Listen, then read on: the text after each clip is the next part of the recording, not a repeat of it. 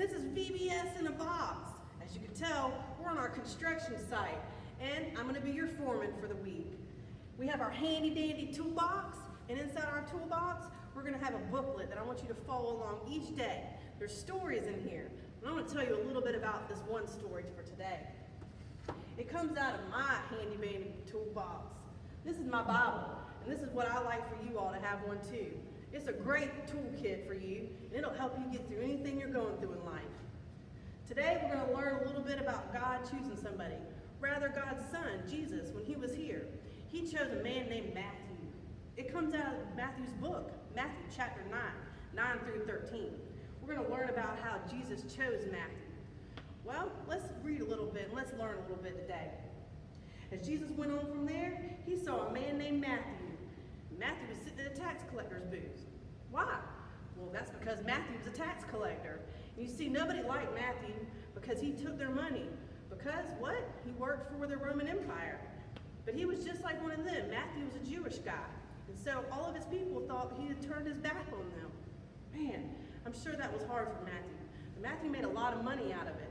He was actually a pretty wealthy man because he was working for the Roman Empire at the time. So when Jesus saw him sitting at the tax collector's booth, he said, "Come follow me." And so Matthew got up, left his job, and went and followed Jesus. Man, that must have took a lot of courage. So I think, well, what are they going to go do? So what they ended up doing is Matthew threw a banquet or a fancy dinner for Jesus. But not all the royalty people and like rich people showed up. Who showed up? Well, right here in verse 10 it says, Jesus was having dinner at Matthew's house, and many tax collectors and sinners came, and they all ate with Jesus and his disciples. That's pretty interesting. So Jesus ate with people just like everyday common folks. I'm glad to know that. Well, let's see, when the Pharisees saw that, or the people who were the religious leaders, they asked the disciples, "Why does your teacher eat with the tax collectors, the sinners, the bad guys," basically? When Jesus heard that, he said to them, "Those who are healthy don't need a doctor, but those who are sick, they do. So go and learn what this means. I want mercy and not sacrifice. I have not come to get those who think that they are right with God to follow me. I have come to get sinners to follow me." I think that's an important lesson, guys, because sometimes we think we're not good enough. Sometimes we feel like somehow God wouldn't want to choose us, but he does. He loves each and every single one of us, and he chooses us. In fact, love. God chooses to love me. I can't earn it. Nothing I can do to even get it. It's just a gift that we are given. Jesus gives us that gift. We just have to learn to accept it. Next to that, guys, you're going to see our craft for today. We're going to make a mirror.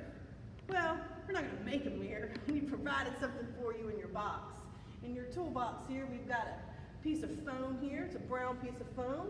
We have a self-adhesive piece of mirror that we're going to use. It's got a nice sticky back on it. You just peel that off and stick it right there to the center.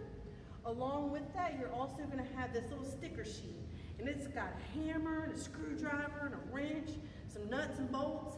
And you're going to decorate all around this picture frame with these stickers. And the cool thing is, every time you look at this, you're going to know that God chooses you, just like he chose Matthew. Not perfect, and probably, going to have some flaws. But that's all right. God loves us, and he's going to work through it with us, especially if we follow his toolbox. Guys, I hope you enjoyed that today. I know I did. I can't wait to see y'all tomorrow and talk to you about lesson number 2. Bye-bye.